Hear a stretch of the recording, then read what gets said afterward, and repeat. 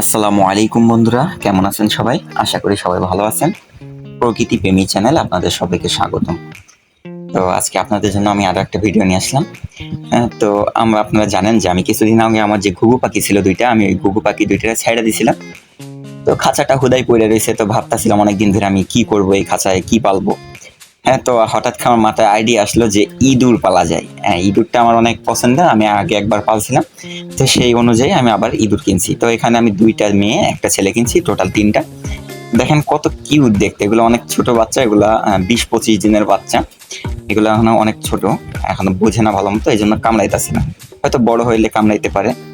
আর আমি যতটুকু জানি সুইস এলবেনীয় জাতের যে ইঁদুরগুলা, এগুলা আর কি কামড়ায় না। বাচ্চা পড়ার সময় নাকি হাত দিলে কামড়ায়। তো দেখেন এগুলা কিন্তু একদম পিচ্চি, কত ছোট এবং অনেক কিউট দেখতে। এগুলা কিন্তু কোনো গন্ধ নাই। আর অনেকজন ভয় পায় যে ল্যাজটা দেখে যে ইঁদুর কি বিচ্ছিরি দেখতে। যদি ল্যাজটা না থাকতো অনেকে এটা ভয় পাইতো না। তো এই ল্যাজের কারণে কিন্তু অনেক মানুষ এটা পালতে ভয় পায়। আর অনেক মানুষ মনে করে যে এটা হাতে কামড় দেয়, এমন কিছু না। আর অনেকজন ভাবে যে এটা কি খাওয়াবো, কি করব। তো এটার খাবার কিন্তু আহামরি কিছু না। আপনি যা দিবেন, মানে আপনি যা দিবেন যেটা নরম, চিবাইতে পারে এমন যা দিবেন সব খায় ফেলবে।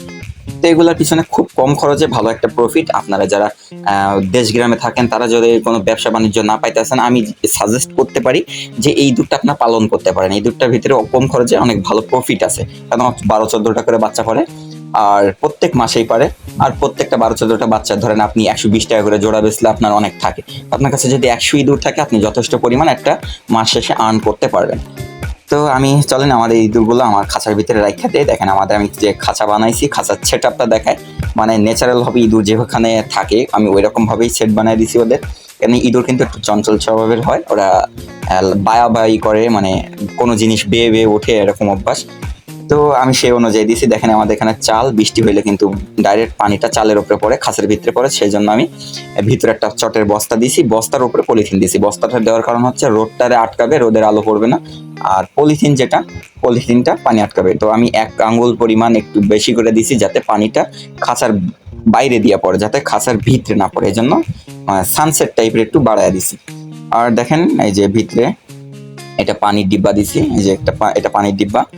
আর এটা হচ্ছে খাবারের পট, এটার ভিতরে ওই যে ৫ মিশালি খাবার। আর এটা একটা ঝুড়ি দিছি, ওই যে ওই মাথায় একটা ঝুড়ি দিছি। আর এই পাশে একটা ওই যে পট কাটা ৫ লিটারের পানির বোতল, এটা কাইটটা দিছি। দেখেন এই যে ৫ লিটারের পানির বোতলের তলা কাটা দেওয়া, এবার ঘাস দিয়ে দিছি, ওরা নিজের মতো করে বাসা বানায় নিবে। আর ভিতরে আমি ডাল দিয়ে দিছি, যাতে ওরা বাওয়াবাওয়ি করতে পারে, মানে লাফ দিয়ে দিয়ে যেন ওঠে, এখানে ওখানে যাইতে পারে, ডাল থেকে ও ডালে, ও ডাল থেকে ডালে, এমন যেন করতে পারে। যেন ন্যাচারাল ভাবে একটা ডালপালা দিয়ে দিছি, দিয়ে বেঁধে দিয়েছি। একদম ওদের সুন্দর একটা ঘর তৈরি হয়ে গেছে। আর আমি ওই সাইডটা কালো কাপড় দেওয়ার কারণ, ওই সাইডে আমাদের বিড়াল আছে। আমাদের বিড়াল এদিক দিয়ে লাফ দিয়ে উইঠা ধরার চেষ্টা করে, এই জন্য কাপড় দিয়ে রাখছি। তো দেখেন আমি এখানে খাবার হিসেবে দিয়ে রাখছি বাগরগানি। এটা কিন্তু বাগরগানি, এই যে বেকারি থেকে বাগরগানির গুঁড়া এনে দিয়েছি। আর দেখেন এইখানে দিয়েছি হচ্ছে কাঁচা টমেটো কাইটটা দিছি। আর আলুর ছোকলা, ওরা কাঁচা টমেটো এবং আলুর ছোকলাটা অনেক বেশি পছন্দ করে, অনেক ভালো খায় ওরা। আর এখানে দিয়েছি হচ্ছে শুটকি। আমরা যে শুটকি আনি বাজার থেকে, মাথা তো কাইটটা ফেলাই দেওয়ার ভিতরে পাথর থাকে, তো আমি সেটাই দিছি। শুটকিটা অনেক পছন্দ। আপনি ইঁদুরের সম্পর্কে জানেন, আপনার অনেকজন কিন্তু বিষ মাখানোর সময় ইঁদুরের শুটকিটা ব্যবহার করে। আর এখানে এই যে ৫ মিশালি খাবার, গম, ভুট্টা, ডাল, চাল ইত্যাদি ৫ মিশালি খাবারটা দিছি। আর এখানে এই যে দেখেন এই যে একটা লম্বা পটকাইটটা দিছি, এটার ভিতরে ঘাস দিয়ে দিছি, যাতে দৌড়াদৌড়ি করতে পারে। দৌড়াদৌড়ি করার জন্য মানে এই দিয়ে দিছি। ওরা ৩ জন একসাথে এখানে থাকে। তো দেখেন এইখানে এই যে একটা ছোট ঝুড়ি আছে, এটার ভিতরে থাকতে পারবে।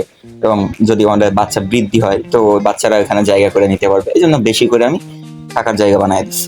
তো এখানে আমি টোটাল ৪টা জায়গা বানাই দিছি, যাতে মারামারি না করে বাচ্চা পড়ার সময়।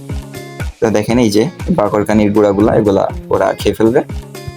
আর এই যে পানির পটটা দেখতেছেন, পানির পটটা অনেক বেশি বড় হওয়ার কারণে ওরা হাতে পাইতো না, এই জন্য আমি কাইটটা ইউ শেপে দিয়ে দিছি, যাতে ওরা ইজি ভাবে পানি খাইতে কোনো অসুবিধা না হয়। ইউ শেপে করে দিছি। আমি তালা মেরে রাখি, কারণ আমাদের এখানে পোলাপান আছে। হ্যাঁ, পোলাপানগুলো হাত দিলে আবার হয়তো কামড় দিব, এই জন্য আমি তালা মেরে রাখি সবসময়। তো দেখেন কত সুন্দর ন্যাচারাল ভাবে একটা ওদের খাঁচা তৈরি করে দিছি। মানে ওদের এখানে একদম পরিপূর্ণভাবে থাকার সুবিধা আছে, কোনো অসুবিধা নাই। যথেষ্ট পরিমাণ খাবার, পানি, থাকার জায়গা, মানে খেলাধুলা করার জন্য, লাফলাফি করার জন্য জায়গা, মানে সব কিছু ন্যাচারাল ভাবেই দিয়ে দিছি। আর আমি যে বললাম আমাদের বাসার এখানে যে বিড়াল আছে, এই বিড়ালগুলো অনেক লাফালাফি করে ওদের ধরার জন্য। তো দেখেন আমার এই সাইডটা হচ্ছে ওয়াল, এই সাইডে উঠার বাওয়ার কোনো জায়গা নাই, এই জন্য ওই সাইডে খালি রাখছি। আর এই সাইডে তো ওয়াল নাই, এই সাইডে হচ্ছে গ্রিল। তো গ্রিল বাইয়া বাইয়া বিড়াল ওঠে, চালের উপরে ওঠে আর হাতা মারে, এই জন্য আমি এই সাইডে কালো কাপড় দিয়ে রাখছি যাতে ওদের গায়ে খামচিগুলো না লাগে। আর এই সাইডটা দেখেন অল দেওয়া, যে কারণে এই সাইডে বিড়াল উঠতে পারে না। তো এই সাইডে হাওয়া বাতাস লাগবে, এটা পরিষ্কার এবং খালি রাখা দিছে। তো আশা করি আজকে ভিডিও সবাই ভালো লাগছে। তো সবাই ভালো থাকবেন, সুস্থ থাকবেন, আল্লাহ হাফেজ।